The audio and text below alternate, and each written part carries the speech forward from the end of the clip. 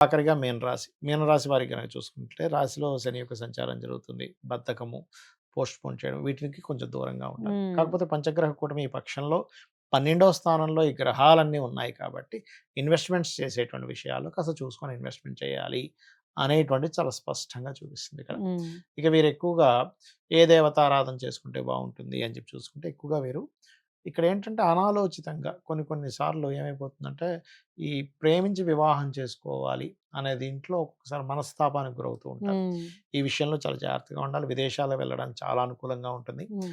మధ్యవర్తిత్వంగా brokerage అవి చేస్తుంటారు. ఏదైనా ల్యాండ్స్ లేకపోతే స్థలాలు ఇప్పించడం.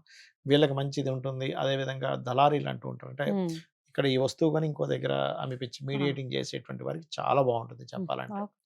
కాకపోతే ఈ మంగళవారాలు కొంచెం మనీ మ్యాటర్స్ విషయంలో కొంత జాగ్రత్తగా ఉండాలి. రెగ్యులర్‌గా ఎందుకంటే డైలీ లైఫ్ కారక స్థానాన్ని సిక్స్త్ హౌస్‌గా చెప్తూ ఉంటాం. ఆ హ్మ్. సిక్స్త్ హౌస్‌లో ఎప్పుడైతే కేతువు ఉన్నాడో రెగ్యులర్‌గా మీరు గనక కేతు గ్రహానికి దీపారాధన చేస్తూ గణపతి ఆరాధన గనక చేసుకున్నట్లయితే అన్ని విధాలా బావుంటుంది. కాకపోతే ఎప్పుడైతే 12లో అధిక గ్రహాలు ఉన్నాయో ఉన్న ప్లేస్‌లో కాకుండా ఇతర ప్రదేశాలకి, విదేశాలకి వేరే కంట్రీస్‌కి వెళ్లి వీళ్ళు గనక ఉద్యోగ సంబంధించిన విషయంలో ప్రయత్నం గనక చేస్తున్నట్లయితే బావుంటుంది. అయితే వీళ్ళ ప్రయత్నంతో పాటు ఓం మాణిక్య మకుటాకార జానుద్వయ విరాజితాయే నమః అనే మంత్రం గనక చేసుకున్నట్లయితే అన్ని విధాలా వీరికి బావుంటుంది.